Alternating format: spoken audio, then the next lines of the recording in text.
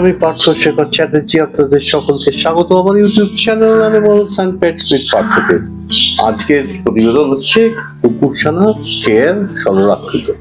কি করে সরলভাবে, সিম্পলিফাইড ভাবে আপনি একটা কুকুরের যত্ন নিতে পারেন। যদিও আমরা একদম পুরোনো দিনে পড়ে থাকতে চাই না, যে আগেকার দিনে কি ভাবে যত্ন নেওয়া হতো সেটা, এবং একদম মানে ভালো তো ছিলই, খুব ন্যাচারাল ওয়েতে নেওয়া হতো। তখন আমাদের কুকুরের এত প্রোডাক্ট ছিল না, তবে তখন তো ভালোই থাকতো কুকুর।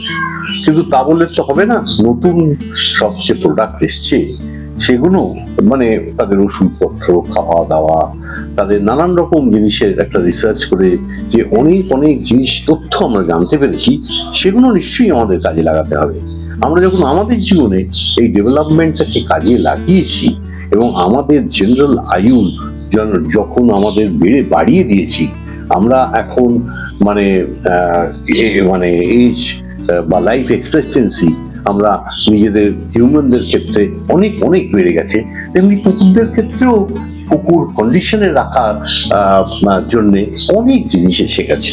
যেমন আগেকার দিনে একটু আমাদের ভারতবর্ষে আমি বলছি, আমি যখন কুকুর পুষেছি তখন কুকুরের পোকার ওষুধও পাওয়া যেত না। খুব কষ্ট করে জার্মানি থেকে অ্যাসেন্টল আসতো 15 গ্রাম, সেগুলো 1 গ্রাম যদি আমরা গুলতাম তো আমাদের 4-5টা কুকুরের চান হয়ে যেত। খুব এফেক্টিভ ছিল, কাজে লাগতো। তো যাই হোক, এরকম খুবই এবং আমরা অনেক ক্ষেত্রে সেগুলো পেতাম না। আমরা সেভিন বলে যে পাউডারটা 750 ওটা ওই গাছের পোকা টোকার জন্য দেওয়া হয়, সেই 750 আমরা 5% করে 50%টাকে 5%-এ আমরা এমনি ট্যালকাম মিশিয়ে তবে গায়ে পোকার ওষুধ করতাম। তো এরকম কিন্তু আমরা দেখেছি। তারপর এখন এসে গেছে যে তাদের জন্য কোনো ক্যালসিয়াম ইত্যাদি ইত্যাদি খুব কম 2-1টা কোম্পানি বার করেছিল, এবং জেনারেলি মুরগির জন্যই সেগুলো প্রথম চালু হয়, এবং বড় প্যাক থাকতো, মুরগিও খেত, কুকুরও খেত। এখন কুকুরের জন্য সব স্পেশালাইজ হয়ে গেছে, কুকুরের সব ওষুধের দাম প্রচন্ড। মানুষ কুকুরের জন্য সব রকম খরচা করতে পারে, কারণ তাদের এখন এটা হচ্ছে একটা সেন্টিমেন্টাল কনসিডারেশন। এখন একটা ফ্যামিলি মেম্বার হচ্ছে কুকুর, তার থেকেও আপনজন। ছেলে মেয়েরা চলে যাচ্ছে বাইরে চাকরি করতে, তারা ফোনেই শুধু গল্প করে। কুকুর সে দৈনন্দিন সকাল থেকে রাত্রি সব সুখ দুঃখের সঙ্গে আজকে মানুষের জীবনে ওতপ্রোতভাবে জড়িয়ে গেছে। আগেকার দিনে যে প্রয়োজন ছিল কুকুরের, সেই প্রয়োজনটা এখন কমে গেছে, কিন্তু কুকুরের প্রয়োজন এখন অন্য দিক থেকে অনেক বেড়ে গেছে। সেটা হচ্ছে মানুষকে সঙ্গ দেওয়ার প্রয়োজন, মানুষকে প্রোটেক্ট করার প্রয়োজন। মানুষ নাহলে একা একটা জায়গায়, একটা ফ্ল্যাটে কেউ হয়তো তার স্বামী বাইরে চলে গেছে, একটা সন্তান নিয়ে সে আছে, একটা মহিলা সে একটা বড় কুকুর পুষে রেখেছে, তার সেই ভীষণ সঙ্গী, সারাদিন তার পায়ে পায়ে ঘুরছে, এবং কেউ যদি বাড়িতে আসে সে প্রোটেক্ট করছে, সে পাহারাদার হচ্ছে, তার অনেক সাহস যোগায়। তো এই কাজটা সাংঘাতিক ভাবে কুকুর পেয়ে গেছে। আগেকার দিনে যে শিকার করে আনা বা শিকার করলে সেগুলোকে জঙ্গল থেকে খুঁজে আনা, এইসব কাজ আর প্রায় নেই বললেই চলে। এবং যদিও এখনো সিফার ডগ দরকার হয় ওই ড্রাগসগুলো বার করতে, কারণ সেগুলো সহজেই তারা 1 সেকেন্ডের মধ্যে বার করতে পারে। ট্রেনের মধ্যে কুকুর নিয়ে ঘুরছে, হঠাৎ কোনো ব্যাগে ড্রাগস যদি গন্ধ পায়, তারা সেই ব্যাগটার দিকে আকর্ষিত হবে, এবং যে হ্যান্ডলার সে দেখে সেই ব্যাগ চেক করাতে পারবে, এবং সব বেশিরভাগ ক্ষেত্রে তারা ভুল কখনোই হয় না। তো যাই হোক, এইসব কারণ যেমন রয়ে গেছে, তারা সেগুলো আর এছাড়া এই সামাজিকভাবে আমরা এটাকে এমনভাবে নিয়ে নিয়েছি, অনেক সেফ সাইজের সব কুকুর পাওয়া যায়, এবং সেগুলো আমরা আজকে ফ্যামিলি মেম্বার। এবং আজকের দিনে রাস্তা আমাদের এখানে যে লোকাল ডগ, আমি রাস্তার কুকুর বলাটা ঠিক নয়, রাস্তায় আমরা ছেড়ে রেখেছি বলে তারা রাস্তা, কিন্তু আজকের দিনে রাস্তার কুকুরদের প্রচুর যত্ন হয়, ওকে খাওয়াবার চেষ্টা করে। যারা তাদের অত্যাচার করে বা তাদের টর্চার করে, আমার সত্যি তাদের প্রতি ঘৃণা জন্মায়। এরকম তারা কেন তারা করে? তারা অ্যানিমাল লাভার নাও হতে পারে, সেটা কেউ বাধ্যতামূলক নয়, তাকে কুকুর পুষতে হবে তার তো কোনো কথা নেই, কিন্তু সেটা প্রাণীকে মারলে, যে কোনো একটা লিভিং ক্রিচারকে, এটাও খুবই মানে দুঃখের যে আমাদের এরকম দেখতে হয় মাঝে মাঝে, খুব আমাদের বেদনাদায়ক। যাই হোক, এই যে ব্যাপারটা কুকুরকে আপনারা যে নেবেন সেটাকে একদম নিয়মিত খাওয়ানোর ব্যাপারটা করবেন। ন্যাচারাল ডায়েট আমি অলওয়েজ রেকমেন্ড করি, আজও করছি, কিন্তু আপনাদের সুবিধার্থে আপনারা ওই ডগ ফুড খাওয়াতে পারেন এবং তাদের রেকমেন্ডেড সব কোয়ান্টিটি লেখা থাকে, সেই কোয়ান্টিটিগুলোতেই মাপেই খাওয়াবেন এবং মানে রেকমেন্ডেড ডোজেজেই খাওয়াবেন এবং বারে বারে খাওয়াবেন, সেগুলো সবই প্যাকেটের গায়ে লেখা থাকে। কিন্তু কোনো পার্টিকুলার ব্র্যান্ড আমি সাজেস্ট করবো না, কেন আমি আমার কাউকে স্পন্সর করা বা কারোর উপর অনুগত্য তো আমার নেই। আমি যে কারণে আমি কোনো ডগ ফুড রেকমেন্ড করবো না, কারণ সেখানে অনেক কন্ট্রোভার্সি ব্যাপার আসবে। ডগ ফুডটা আপনারা নিজেরা একটু রিসার্চ করে বার করবেন, অনেক ভাবে আপনি রিসার্চ করতে পারেন এবং জেনে নেবেন, তো সেই অনুযায়ী আপনারা খাওয়াবেন। এবং অনেকটা দাম কম বেশি ব্যাপার থাকে। ইন্ডিয়ান যদি আপনি মানে পেডিগ্রির মানে যেটা যেহেতু কম মানে তাদের বিরাট রেঞ্জ, পেডিগ্রি রয়্যাল ক্যানিনটাও পেডিগ্রিরই একটা মানে অংশ, তো রয়্যাল ক্যানিন অনেক দামি এবং পেডিগ্রি লাইন্সটা অনেকটা দাম কম, যাতে বাজেট যেটা স্যুট করে তারা সেটা করবেন।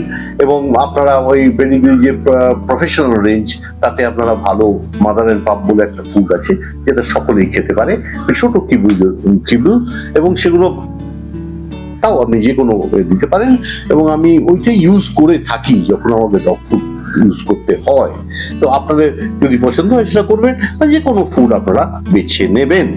এছাড়া বলতে চাই কি, তাদের রেগুলার এক্সারসাইজের প্রয়োজন, কেন তাদের প্রচুর এনার্জি, তাদের গ্রোথ দরকার, তাদের ছেড়ে দিতে হবে, তাদের নিজেরা খেলবে, তবে তারা বড় হবে, সাইজে গ্রো করবে। তাদের কিছু কিছু ভাইটামিন মিনারেল সাপ্লিমেন্ট দেওয়া দরকার, সেগুলো দেবেন। ক্যালসিয়াম হোক, বি কমপ্লেক্স হলো, এগুলো দেবেন। মাল্টিভিটামিন মিনারেল হলো, এগুলো দেবেন। হিউম্যান প্রোডাক্ট দিতে পারেন, সেগুলো আপনার ভালোও হবে এবং সস্তাও হবে, সেটাও দিতে পারেন। এছাড়া আপনারা তাদের একটু সোশ্যালাইজেশন করবেন, আপনারা লোকের সঙ্গে মেলাবেন, রাস্তাঘাটে নিয়ে ঘুরবেন। এই বাচ্চা বয়সে ছেড়ে নিয়ে একটা দুই জায়গায় দাঁড়ালে কিছুক্ষণ গাড়ি ঘোড়া যাচ্ছে, তাতে দেখবেন ভীতু হবে না। এগুলো ছোট থেকেই যদি ইন্ট্রোডিউস করেন, সে সব কিছু জিনিসটাতে পরে আপনি পরবর্তীকালে কখনো কোনো ডাক্তারখানা নিয়ে যেতে গেলে সে তাকে চেন বাঁধতে পারছেন না, সে পালিয়ে যাচ্ছে, সে ছুটে বেড়াচ্ছে, এরকম করবে না। মানুষ দেখলে ভয় খাটের তলায় চলে যাচ্ছে, এরকম হবে না। হ্যাঁ, ভীত কুকুর কিন্তু মানুষকে বিনা প্ররোচনায় কামড়ায়, কেন সে ভয় পায় নিজের সিকিউরিটির জন্য। কিন্তু একটা সাহসী কুকুর সে কামড়াবে, প্রয়োজনে কামড়াবে, সে কামড়াবে বা অ্যাটাক করবে, আটকাবে।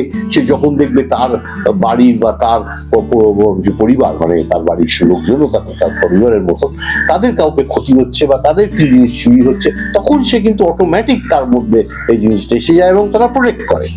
তো যাই হোক, সেগুলো ছাড়া এরপরে আসছে ভালো গ্রুমিং। তাকে পাঁচড়ানো, তার গায়ে হাত দিয়ে দেখা পোকা টোকা হচ্ছে কিনা এবং সব রকম ভাবে, তবে তা না হলে স্কিনের প্রবলেম। আমরা যেমন রোজ আমরা চান করি, সাবান মাখি, আমরা আমাদের ত্বকের যত্ন নিই, মাথায় তেল মাখি, এরকম আপনার ওদেরও করবেন।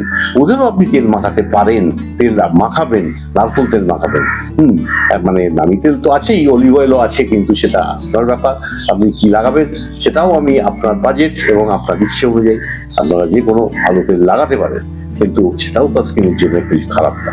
শ্যাম্পু ট্যাম্পু করুন, হিউম্যান শ্যাম্পু নিশ্চয়ই ইউজ করতে পারেন, সেগুলো তো মানুষের জন্য সব থেকে উৎকৃষ্ট জিনিসটা তৈরি হয় এবং সস্তাও হবে। কিন্তু কুকুরের জিনিস করলেই সেটা 3-4 গুণ বেশি হবে, কেন তার মধ্যে অনেক খরচা জুড়ে যায়, অল্প বিক্রি। তার মানে কম্পারেটিভলি মানুষের একটা শ্যাম্পু হয়তো 1 কোটি বিক্রি হবে, ওদের হয়তো 1000 বিক্রি হবে। তো ন্যাচারালি তার প্রত্যেক কাজে স্টাফ ঘুরে বেড়াচ্ছে, মার্কেটিং করছে, তার তো তেল ততটাই খরচা হচ্ছে। তার তো মানে পরিধিটা এখান থেকে মানে কলকাতা লেন্থ অ্যান্ড ব্রেথ তো একই পড়ছে। ওই সময় হিউম্যান শ্যাম্পু হয়তো 1 কোটি বিক্রি করে ফেলবে, আর ওই পুরো কলকাতা ঘুরে হয়তো সে বা 200 পিস বিক্রি করবে। ন্যাচারালি তার মার্কেটিং কস্ট ইত্যাদি অনেক বেশি। তো সেগুলো তো আপনাকে আপনার ঘাট থেকেই নেবে, তো আপনারা সেই বুঝে করবেন আপনাদের যা ইচ্ছে। এরপরে আপনারা এইগুলো যদি আপনারা একটু প্রপার মেনটেন করেন, এবং আমার চ্যানেলে অনেক এরকম এপিসোড আছে যেগুলো স্পেসিফিক কিছু জানতে পারবেন, এবং আপনারা তা সত্ত্বেও যদি কিছু জানতে চান আমায় হোয়াটসঅ্যাপ করবেন, নাম্বার তো আছেই। আর এছাড়া যদি আপনি ইউটিউবে মেসেজ করেন, লেখেন যে আমার এইগুলো কভার করলে ভালো হয়, আমি সেগুলো নিশ্চয়ই করব, কেন আমি তো এগুলো প্যাশনেটলি করি। আমার কোনো পয়সার এর মধ্যে এই ব্যাপার নেই। আমি এই চ্যানেলটা আমার শখে করা এবং আমার জীবনটাই অ্যানিমেলসে নিয়ে। এই বলে শেষ করলাম। আমার চ্যানেল সাবস্ক্রাইব করবেন। আপনাদের এই সাধারণ সবকিছু বলবার জন্য অসাধারণ কিছু আমি বলি না, হ্যাঁ। এবং মানে আমি আমার এই দীর্ঘ 60 বছর কুকুরের এই কম্পিটিটিভ মানে লেভেলে আমি ইয়ে করেছি সারা বহু দেশ, 30টা দেশে, প্রায় 150 বেশি বিদেশ কুকুর বিচার করতেই গেছি। তো সেই সব অভিজ্ঞতা নিয়ে আমি আপনাদের কাছে আমার এইগুলো শেয়ার করবার জন্য এই চ্যানেলটা করা। এবং আপনারা শেয়ার করবেন, ফলো করবেন, আর ওই কি বলে বেল বাটনটা টিপবেন, তাহলে সব এগুলো পেয়ে যাবেন। আর ডগ লাভারদের বলবেন যদি আপনাদের আমার কথাবার্তা ভালো লাগে। শেষ করলাম।